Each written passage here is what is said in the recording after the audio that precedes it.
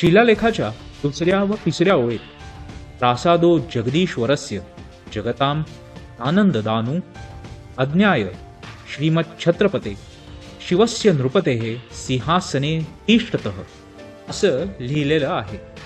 प्रासाद या शब्दाचा अर्थ एक मोठा महाल किंवा एक संकुल. प्रासादो जगदीश्वरस्य म्हणजेच जगदीश्वराचा हा प्रासाद, तो म्हणजे सबंध रायगड.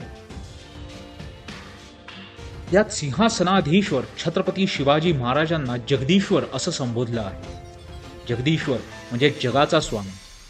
छत्रपती शिवाजी महाराजांनी हे स्वराज्य निर्माण केलं, एक नूतन सृष्टी उभी केली आणि त्या सृष्टीचे स्वामी म्हणजेच शिवाजी महाराज म्हणजेच जगदीश्वर, आणि त्यांचा हा प्रासाद म्हणजेच रायगड, जो सबंध जगाला आनंद देतो असं शिलालेखात लिहिलेलं आहे.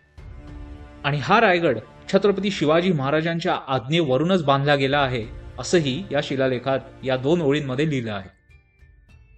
त्यामुळे प्रासादो जगदीश्वरस्य याचा अर्थ महादेवाचे मंदिर आणि शिवरायांची समाधी यामधलाच परिसर नव्हे, तर हा प्रासादो जगदीश्वरस्यचा अर्थ सबंध रायगड असा घ्यायला हवा.